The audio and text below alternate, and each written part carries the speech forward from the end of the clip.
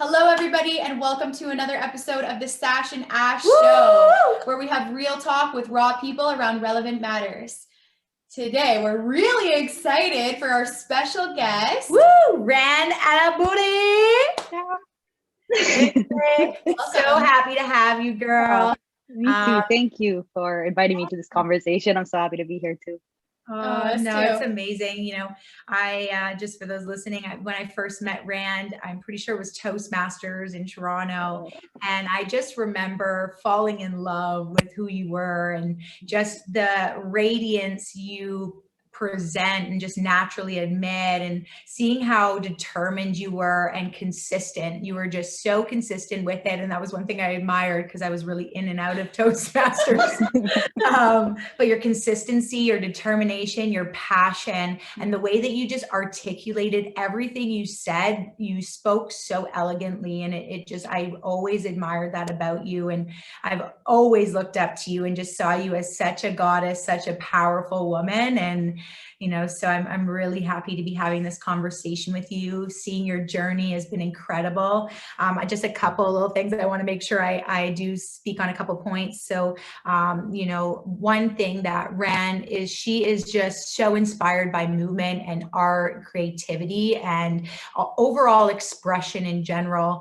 And, really being in tune with the mind, body, and soul. And that's one thing I've really loved about your journey, is because we are very much about mind, body, soul as well.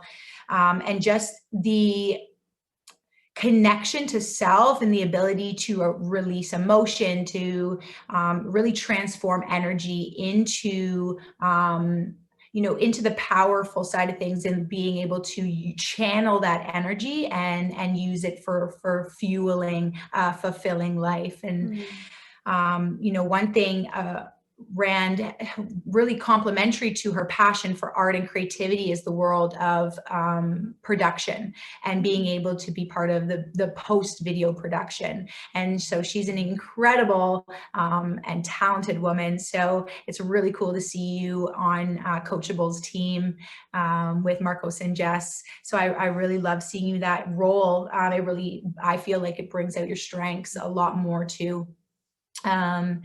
And it also gives you that ability to still stay true to the coach that I see you as, and that I feel the world sees you as, is because you get to help other people live forth and build their dream. So I really love that about you. And, if you're ever, looking to find Rand, you'll get her in a park on adventures, doing her yoga, stretching, dancing. My kind of woman. Yeah, really just she's such a feminine force, and it's so beautiful to see you embody that feminine energy and wisdom that you hold within you more and more. So it's funny too, because when we're talking about you before jumping on here, because we've never met before, I saw you show up as such a powerful woman. All the things that Ashley is, portraying you to be is exactly what I saw instantaneously. And I just find it very interesting to know that this conversation that we're going to be having is around body image, and how we can look at people and judge them as being so confident and well put together and,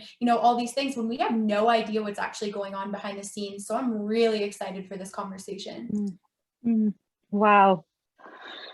Oh, I'm just receiving all of that, because first of all, I'm so excited for this conversation as well, because this has been in my space for maybe the last 3 years. And actually to hear everything that you said about how we met and how you perceive me as, that like, I'm so grateful, and that means a lot. And I likewise, I felt like we met in an instant, and that energy of passion and kindness and compassion was something that I saw exude you as a woman, and I felt so connected to that, because I saw your authentic self. You're always so raw in front of the world. That's something that I admire and I love, and I'm so happy to share this conversation.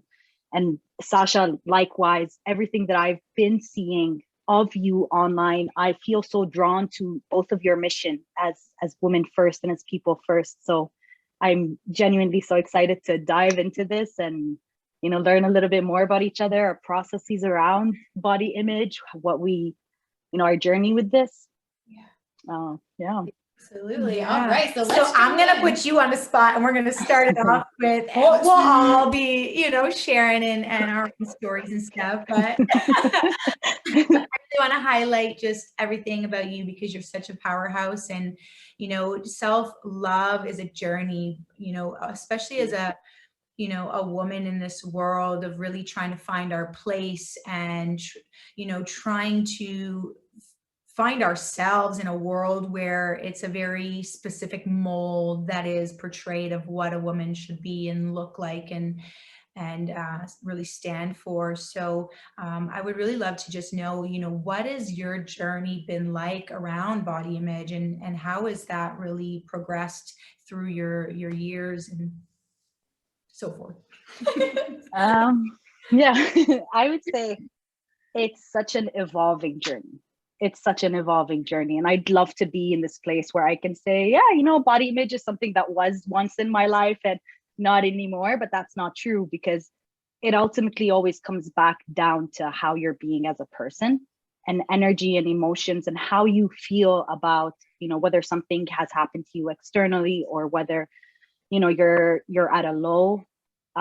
There's a pattern to how we are as people and how we behave.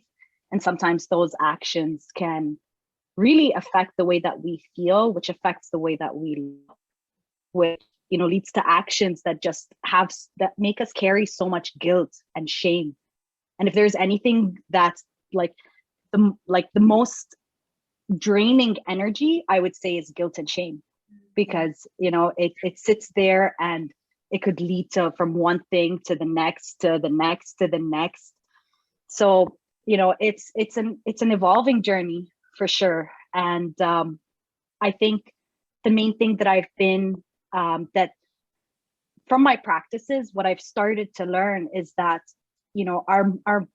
our body holds so much emotions and energies that are, if we don't come back home to ourselves every single day, to center ourselves, to release emotions, to release energies, it could lead to that behavior, which could lead to whether it's, not feeling good in your body, or being ashamed of how you look, or feeling guilty about how you look, but it ultimately stems from how you're being, right? And how you feel. What practices are you doing to change how you feel about yourself, right? Because energy can be manipulated so easily.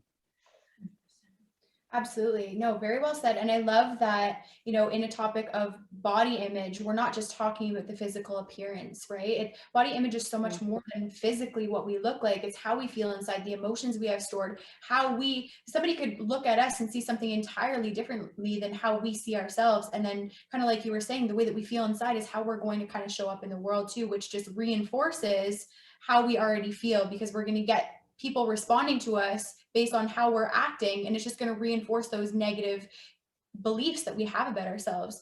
And so while self-awareness is so important, it really goes hand in hand with self-love. Do you feel like you can have one without the other, and how do those kind of commingle?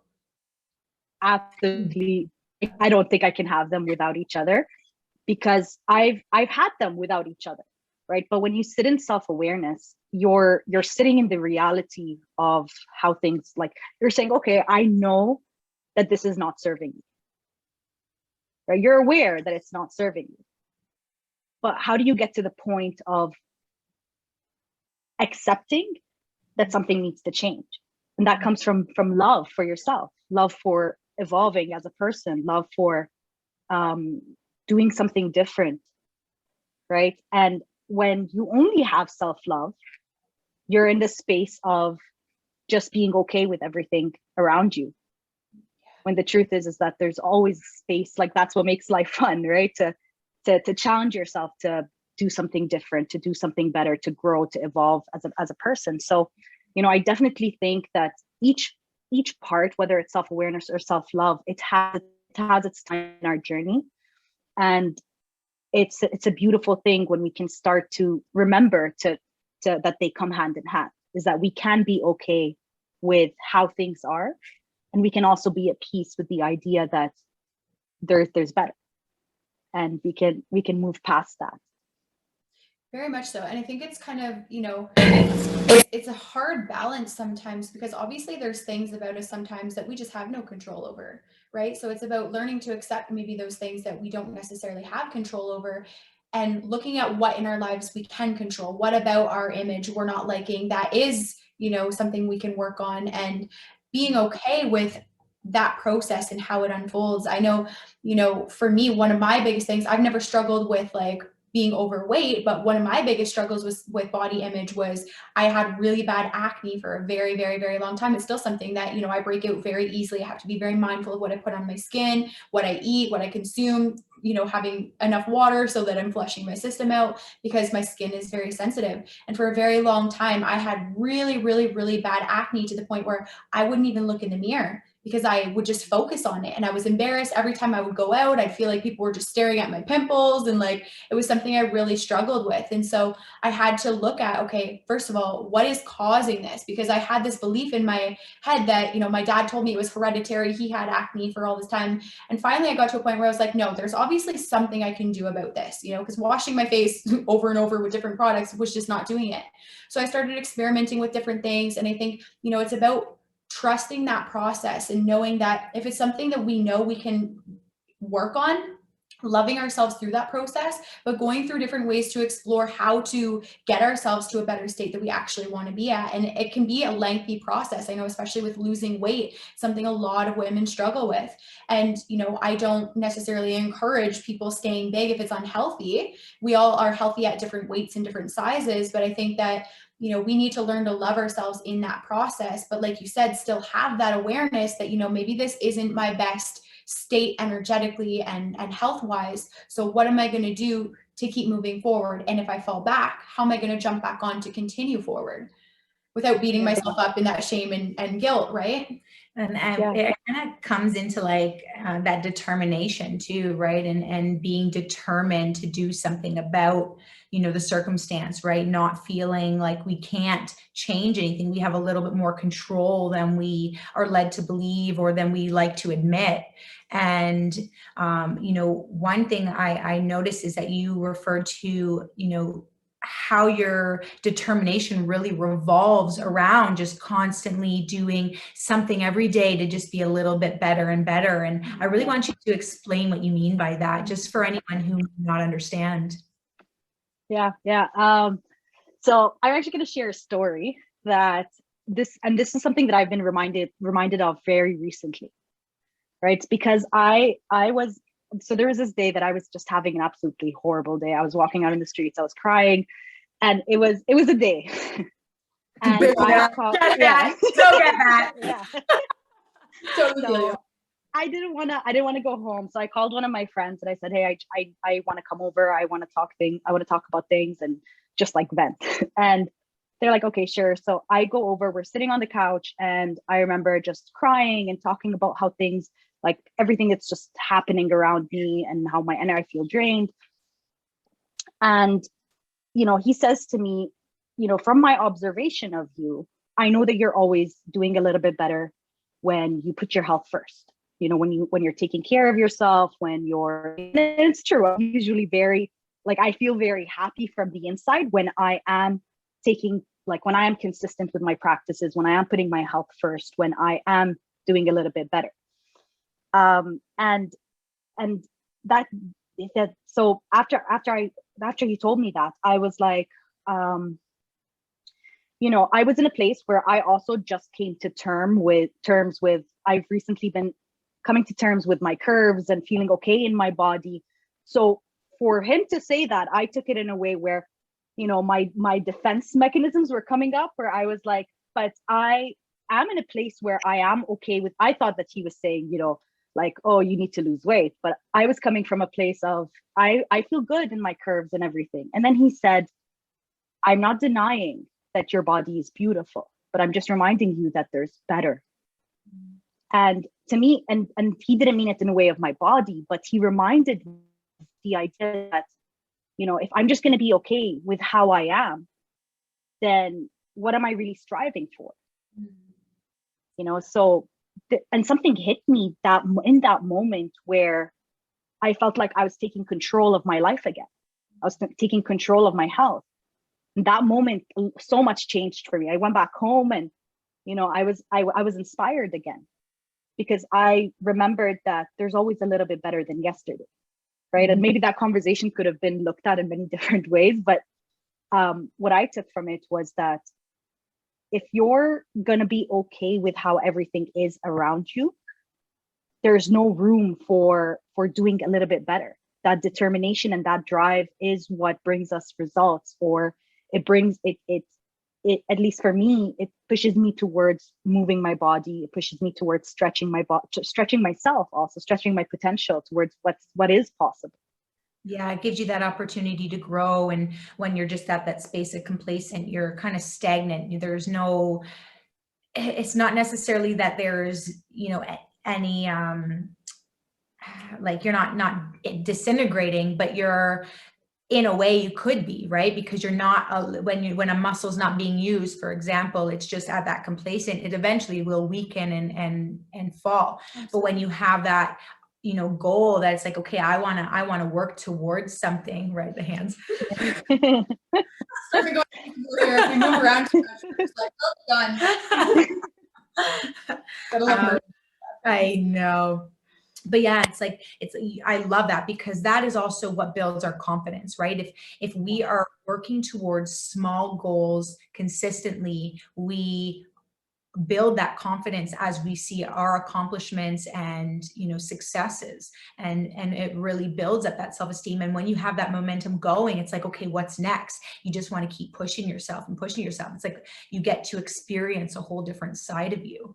Yeah, and I think the hardest place is just starting sometimes, especially as women. It's like we have this tendency to put our needs last. Our health always comes last. It's like, oh, well, I got to show up for this person and this person, my kids, my husband, my this, my that, my career. And my health always comes last, when really our health needs to come first. Because if we're not taking care of ourselves, we can only give so much to those other areas before we're just depleted. Yeah. And, you know, the hardest part, like I was just saying, is sometimes starting, but that's with any new habit. But if we can have that awareness of what we actually want, the determination to go after it, and the commitment to just like make those few first steps. The first couple weeks are going to be the hardest, but then it just becomes more natural, and it just becomes a part of your everyday routine. And that's where you're going to see the results happen so much more quickly in any area, regardless of what it is that you're striving towards, right? Building that habit is often the hardest part.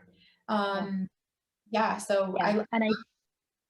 I think that also goes hand in hand with the concept of having courage to speak out in terms of putting yourself first, because there are a lot of moments in at least for me in my day to day, I feel like, okay, but I have work to do. I have this to do. I have that to do.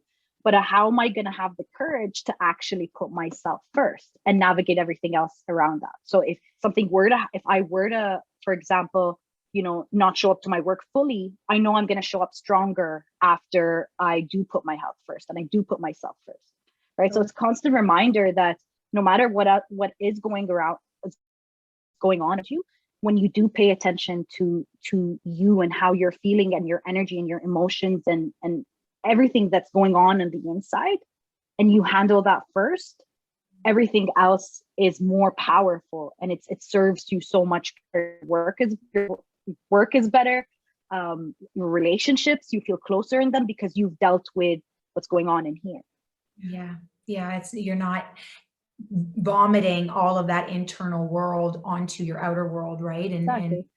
And I've been on the other side as well, you know, where I am very irritated, easily triggered, not showing up fully, and just very, you know, feeling low in energy. And it's from those moments of being there that you realize that I don't want to show up and what's the first thing that we do in those moments? We look back to ourselves to show up for ourselves. And then we're like, oh, I feel so much better now. Yeah. That's all it took. Yeah. When you're in it, you never really see it when you're stuck in the brunt of it and you're kind of going through it. Sometimes it's hard to see that there's anything on the other side of that. So what advice would you give to somebody struggling with body image in whatever way that looks like, when they don't necessarily have hope for something better and they're stuck in the shit of it? What piece of advice would you give to somebody in that space? Hot seat. So we have a saying in Arabic that says "nom bijir nom," which means sleep drags sleep, right? And I always remember that whatever you're doing currently, if it's not serving you, that's just going to drag more of that, right? And just last week, you know, I was having probably what I would say is one of the toughest weeks of my life, right? But last week, what I was doing is that I was very self-aware of everything that I was doing. And there was so much going on inside of me of conversations that I need to have that I was avoiding. And honestly, it could sometimes just be that. It could be one conversation that you're not having that's weighing on you so much, leading you to all I did was in that week. You know, and that's why it was so tough, because the guilt and the shame that I was experiencing was I'm not showing up for myself. Right. So, and I think the difference between me before and me now is that I don't let it drag on. Right. Because if you let it drag on, it can go on for so long. I've had a friend that we had one misunderstanding and it dragged on for 3 years of us not speaking to each other. And it was a very small misunderstanding. But just right. And exactly. And then how does that affect everything else in your life too, right? Because that guilt and that shame, the resentment, everything else energetically gets stored up, and now we're taking it out on ourselves. So, you know, it's like that whole saying, holding resentment or anger towards somebody is like drinking poison and expecting the enemy to die. We're depleting ourselves in that. So sometimes without that self-awareness, we don't even realize what's going on, and we're taking out on ourselves. We're gaining weight, we're lazy, we're not going out, we're depressed, we're, you know, experiencing all these emotions when, like you said, it could just come down to something so minuscule that just snowballed inside of us that we just weren't aware of. Yeah. Or didn't know how to deal with and just kept avoiding it and resisting it, you know. And I feel like when you come to a certain level of awareness too, is, you know, in the back of your mind, you can't wait that long because you know what it's actually doing to you on an internal level. Right. And you witness it as it's happening too. Yeah, that's amazing. So I just, you know, one thing that we really strongly encourage in everything that we do, but especially on the show, is to just share ourselves as rawly as possible. So I'm going to challenge us all. I know I kind of already shared a bit about mine, but to share what has been our greatest struggle with body image throughout our lives, and maybe just share a little bit about how that's unfolded, maybe if we're still struggling with it, how we've overcome it. So if anybody wants to go first. Ashley, you want to go? I guess so.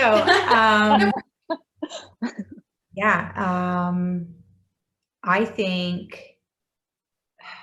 feel like there's a few things, but for me, I felt like, you know, when I was younger, like I loved me, you know, I probably had a little bit of a high horse for a little while, you know, because I was constantly told how beautiful I was when I was a kid, and, you know, it kind of got into my head a little bit. And then when I wasn't attracting the guys that I had crushes on, you know, I think that started to really deplete me, and feeling like, okay, if all these people that I really like or admire or look up to or I feel are very important to me don't see my greatness or see the beauty in me, then maybe there's something wrong.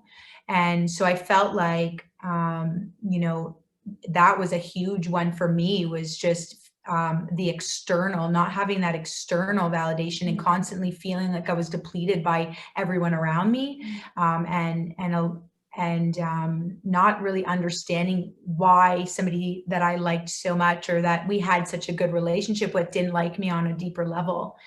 And I think the other one was just not feeling smart. You know, that was one of my biggest, and still is a challenge that I'm always working through, is not feeling smart enough to do the things I want to do or achieve the career I want to obtain, right? Feeling like I'm not fully able to stand in that confidence all the time of who I truly know I am deep down, because I feel those barriers and those beliefs always kind of creep in and remind me that you're not actually that great, you know? Mm. So it's constantly overriding that voice. Well, it's funny you say that too, because knowing your story obviously so well, that not feeling smart and that desire to feel beautiful have just really played off each other for so many years. And I know, if you don't mind me speaking on it, something like a self-fulfilling prophecy in that is that Ashley was always seeking external validation for her beauty because she felt like she wasn't smart enough. And so because of that, she would attract, certain types of people in her life that would only value her for that. And it's just crazy how those internal voices that tell us, you're not pretty enough, you're not smart enough, you're not this enough, that enough, you're too this, you're too that, really create these self-fulfilling prophecies in our lives. And it's crazy.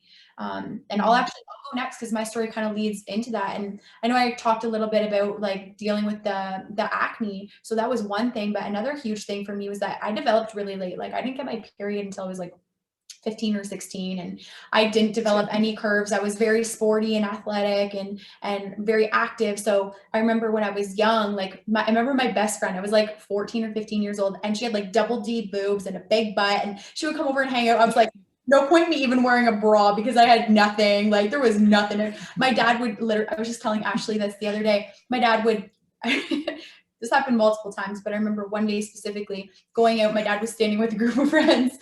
And I don't even know how it came up in conversation, but he's like, oh, you guys want to see something funny? Look, turn her sideways and tell her to stick out her tongue. She looks like a zipper. And it was all fun and games for them. But I remember that. Sorry, it's not funny, but like, it's a funny story, but it's horrible. Yeah. My confidence was already low in myself that was something I really struggled with. Right? Just the imaging. Terrible though, right? So that was something that I really battled with, was not having, and I didn't develop really much curve until I was like later into my teenage years. And it was something that I really struggled with, was not having big boobs and not having a big butt. And so for me, I would work extra hard to get attention for other things. So I would dress very promiscuously to show off whatever I could, my butt got a little bigger. So I would always like try to draw attention to my butt because I felt like I had no boobs. And just, it's crazy. It just creates these cycles in your head that are just so like not even realistic, but in our heads, it feels so real. And sometimes by looking at somebody, you would never know that these are the paradigms circulating in their minds. Yeah. Whew. Yeah. Wow. Honestly, hearing both your stories, I'm just like, it's insane how so many of the same thoughts go through all of our minds, and how these situations can have imprints on us in so many different ways. But it's the same feeling that creates like, okay, how can we seek that external validation? And they usually come from whether it's something that was said to us, or not feeling worthy, not feeling enough, feeling lack of confidence. And for me, I would say it's a mix of being overweight, that's played a role in my life, being overweight and always being told that I needed to lose weight growing up my whole life, right? And also because of my weight, I like develop on my legs like cysts sometimes, or chafing, or whatever it is, and it gets super uncomfortable, and I felt embarrassed about it for the longest time, and sometimes it still makes me uncomfortable, but I continue to remind myself that, it's something that I honestly do sometimes still struggle with. It's still in my space. And I remind myself of a state of being that I'd like to embody. So for example, feeling peace in my body, or reminding myself what it would feel like to get to the place that I want to be, and taking action, doing the steps. And then that state of being usually, there's something that I read today that says that, let's say, for example, you tell yourself, I am confident and therefore I will. So your actions come as a result of your state of being, versus do to reach a certain state, right? And that's very, very powerful. When you remind yourself that you are confident and therefore I'm going to do this, it changes the game kind of a little bit, So yeah. Totally switched something. Like I've been working on a manifestation, and this morning I switched it on to confidence, joy, and faith. And I'm like, that's what I want to embody. I don't like, everything else will come with that. Right. And it's so true. It's like we have that inner acceptance, that inner peace, everything else flows from that, right? Where it's like, you know, you're not trying to achieve something to feel that, you're feeling that, and then you will. Yeah. Right? Yeah, exactly. And that's like, it's been such a game changer. This morning when I read that, I was like, wow, I feel great because of that. You know? So yeah. Like it really does we have to be so mindful of it always coming from within, because kind of like you were sharing in your story where you went to your friends and you were talking about what you're struggling with, and he made a comment and you personally took it as, oh, he thinks I'm overweight and blah, blah, blah, right? So if we're having these inner conflicts around ourselves, we can get triggered by so many different things that people say to us that they're not even saying something not even wrong. relevant. Yeah. Like, you know, like I've been seeing this guy and he made a comment to me about, because he's a bodybuilder, and he made a comment about one of his ex-girlfriends being also a bodybuilder. And immediately I took it as like, I got defensive. I was like, I'm never going to be a bodybuilder. I don't like that. Like, I'm not going to. And he's like, whoa, I didn't even like this. You know, so it was like the silliest things, but we can take it so. And the thing is, these are real life conversations that actually happen. So the triggers are always there and around us, and you know. It has to come from within, because that whole thing came from me feeling a certain way because I haven't been consistent on my workout routine. Yeah. So I took it as like, oh, you don't think I'm fit? You don't think. But really, that's your own projection of thoughts. Totally. And it kind of ties back into having that self-awareness so that when you are triggered, you can recognize, and you don't need to, like, you can recognize that that's you getting defensive rather than it being the other person's fault or blaming them for something they said, when it's really our perspective and how we perceived what they said. Because this conversation was, all those things were irrelevant to what we took from it. Right? And then how do we show up in the world? How many people are we shutting down? How many relationships are we sabotaging? How many like negative vibrations are we carrying for no reason? Yeah. Right? Yeah. Exactly. I love where it went. Has. Yeah. We'll wrap up because it has been a lengthy conversation. But Rand, is there any message that you would like to leave the audience with? Anything that comes to mind that you just want to let flow? I would say always have hope. And hope is usually it saved me last week. So, and that's the message I want to deliver to everybody else is, you know, in our lowest points, there's always a light of hope. And when you really choose to listen to that and embrace that, you can, and being at your low point, that's being at a point where, you know, being the way you are. And when you look at hope, it can change the game for you. And it could make you switch your life around completely. So true. Sometimes just having that little ray of hope can send us in an upward spiral, just as much as, you know, some negative trigger in our life can send us on a downward spiral. Sometimes it's a little ray of hope that allows us to continue raising our vibration. So thank you. That's a very powerful message. I really appreciate you. I appreciate you showing up for this conversation. And I really look forward to meeting you in person one day. Yeah. Same here. Thank you both for having me having me on this call, inviting me to take part of this conversation. I love you both very, very much. And I honestly feel like I loved expressing all of that and then going back to the concept of body image, because it's huge and it's an evolving journey. Yeah, it is. So many people struggle with it, right? Not just women, men too. Sometimes it just takes us having these conversations so that other people hear, oh, hey, I'm not alone in those thoughts, or hey, that's where these thoughts come from. And, you know, we disconnect ourselves so much as women, and we compare ourselves and judge each other, and to come together and say, hey, we're really all alike and we're going through the same shit. It's very powerful. So thank you for being thank you both. My girl. Thank you.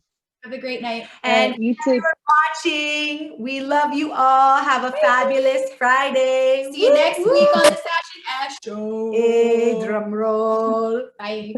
Bye-bye.